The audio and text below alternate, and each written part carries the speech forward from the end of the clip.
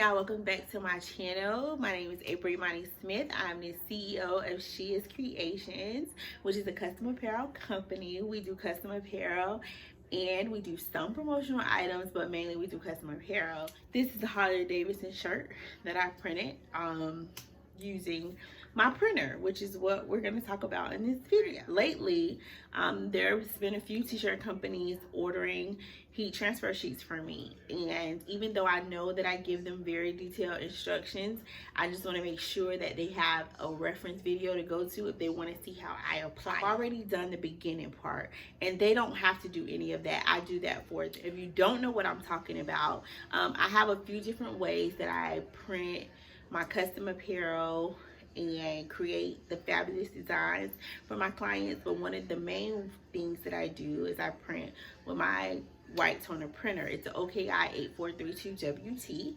It's a white toner printer, and it prints on heat transfer sheets, which are 11 by 17 in size. We do try to gain as much as your graphic logo, etc. on the sheets as we can. Like as you can see, this is actually two shirts, 1 and 2, because it's going on a smaller size shirt, and this is actually for a larger shirt, so it's pretty much the whole sheet. Now, if you were ordering these from me, I would ask you to send me your logo or something similar, because I will fill this white space up with tags, size tags or whatever. Just, you know, I don't like to waste paper or money, so I be trying to help people out. So I will fill up the white space for you, only if you want me to. Some people do decline it. It's fine with me. But anyways, and people always ask me the pricing, so I sell them for $12 to $15 each, and I do that, and it just depends. You know, they print multiple colors. They're really clear and vibrant. They look good on the shirts, and yeah, and the quality is amazing. So the first part is already done. Once they print out the printer, I have to marry them. There is this is the A and B sheet, and this is the paper that you use to marry. Heat press it together, you peel it off, and then it's ready to be a transfer sheet. So I've already done that part. So right now we are at the part where you got your transfer sheet in the mail. So the first thing that I'm going to tell you to do, if you see this border, I don't know if you can see it, but it's like a little line here. Even though it looks clear, I still cut it off because there's some residue around that border, and you don't want the residue on your shirts. So definitely cut that thin little border around the shirt. And another thing is that supply some transfer sheets for a t-shirt company, and they didn't cut this off. This is the registration mark. This is not part of the design. So if you get transfer sheets from me and probably your design was small enough where the registration marks show up, please cut that off. It's just telling me that I'm within my border, so these will be cut off or whatever. So you definitely want to cut those off before you print, because you don't want the line on the clothes, because it's not going to look cute.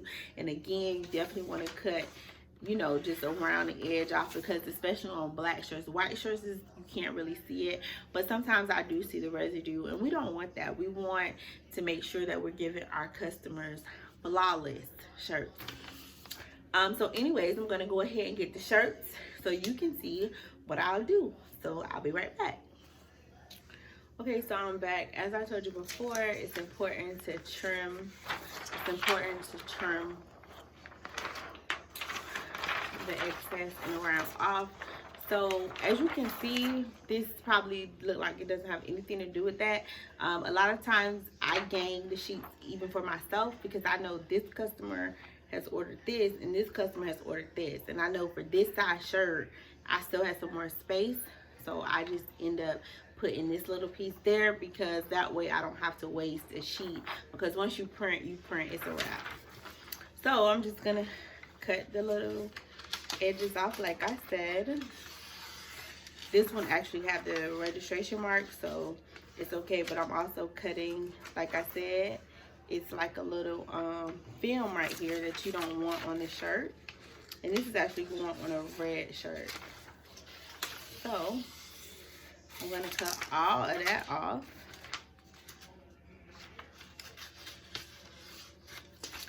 And because this is a totally different project, I'm just gonna cut them off because they will be used at a later time, tomorrow sometime. So I'm gonna put this to the side. So now I have what you see, the Trizzy Tray production, Tray 904, use the logo. Again, you know, these are, you know, my customers. I give them what they want. They place the order and I print it. So like I said, this is going on a red shirt. So I'm going to go ahead and put my red shirt down and make sure it's all straightened out. Okay, so I like to make sure that it's flat and center and things like that. And just to give it a little heat, I'm not gonna press it all the way down, just a little bit. But just to warm up the garment and things like that. And then I'm gonna take my logo right way is making sure you measure it and stuff like that. And you know, I've been doing this for a minute, so I can pretty much gauge my center and where it should be. A lot of times for men's shirt, I kind of do 4 fingers from the top, which I pretty much gauge it, but that's about how I teach. In women's shirt, I usually do 3 fingers from the top, and it just depends on what it is. I may go a little bit lower if it's just like a word or something. It doesn't need to be that high up, so it just depends. That comes with time. So with this part, a lot of people will cover this up, but I'm not. I don't have to. So we are ready to go to heat press this down. And I heat press it on medium for 20 seconds. So probably about 20-25 seconds, sometimes even 30. So I just let that sit for 20-25 seconds. So I'll be back.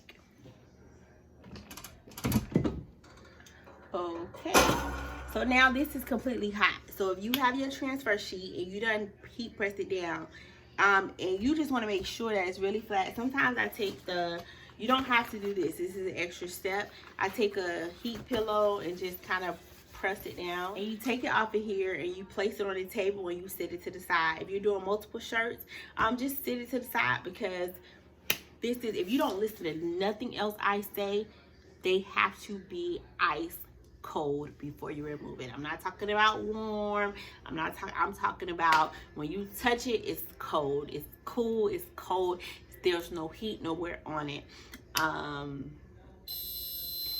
Cold. I can't stress that enough. I have it in red. I have it highlighted. It has to be cold. And I'm gonna be honest, when you're using white, when you're printing with white, sometimes I even gotta get an ice pack and rub the ice pack on the top. And I'm just keeping it real. You don't want to mess up your transfer sheets. It has to be cold. So I'm gonna move this to the side. Okay, you can't see me, but you can see the shirt. Sorry for the shaking, but my table shaking. That's most important. And don't mind my stars or whatever, because I am making socks as well. If you can see, it's for Sweet 16. So I'm in the process of making socks. Well, my employee was in the process of making socks. His shift was over. So he did most of them, and I have to finish it later. So now it is ice cold. Like, I feel it. It is so cold. So you want to start from where there is you want to start from an area where the most transfer is at. So to me, that would be over here by him, but I'm going to actually start from this corner. So when you pull it, you have to snatch it. And I mean quick. You know how you rip a Band-Aid off? You don't want to do it slow. You want to snatch it like you snatch a Band-Aid off. So on a count of 3, we're going to snatch it. 1, 2, 3. Just like that. You want to snatch it, and as you can see, all the transfer has came up.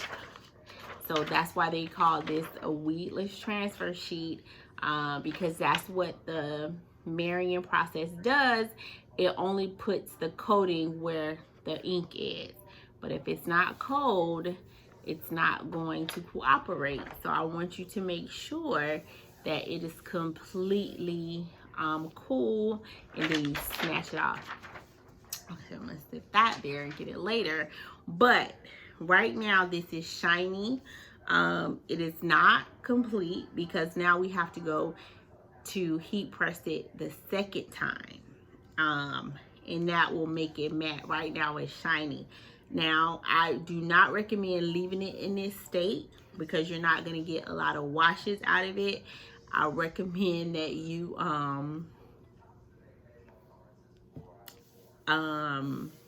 you heat press it the second time.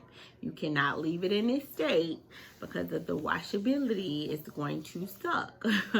So you have to go and heat press it the second time. So we're going to go back to the heat press, and then we're going to heat press it the second time, but this time we absolutely have to cover it with the Teflon sheet. The Teflon sheet doesn't make it as matte, but the actual white paper ones, it'll be a little bit more matte. But it's up to you. It doesn't matter which one you use. You just got to make sure that you do the second step. Okay, so we back at the heat press with the second step. So right now it's still shiny, and what we're gonna do is we're gonna take the Teflon sheet, we're going to cover it up like so, make sure it's good to go, and we're gonna pre-press it down. Now this time, I try to leave it on like 20 seconds, the max. And my heat press is right now set to 320. It's set to 320 because this is cotton. Now, depending on what material you're putting this on, you might want to adjust your heat press settings, and that is also in my instructions. So I'm not doing polyester or any type of sensitive material, so 320 is fine. But just make sure that you adjust based on what material you're using. So now it's really, really hot. I just lifted up, snatch that off really quick. So now that you snatch that off really quick, the design is ready to go. So now it's done and it is ready to put on. I'm just smoothing out. Ooh, cause it's hot. But I'm just smoothing it out. But it is done. It is planted into the shirt. So now this is the finished project. It is Trizzy Tray Productions YouTube. Everything is vibrant. It is nicely colored. It is matte. Now it is down into the fabric, and it is good to go. So I hope you guys enjoyed this video. If you want to see any more videos like this, definitely hit that subscribe button, that like button, and that notification bell so you can keep up with videos from us. And also leave me a comment down below if this video was helpful or if you want to see some more. But again, that is how you apply the OKI8432wt Transfer Sheets. These are the finished products of Trizzy Productions. Yeah, so these are what it looks like after the heat transfer sheet.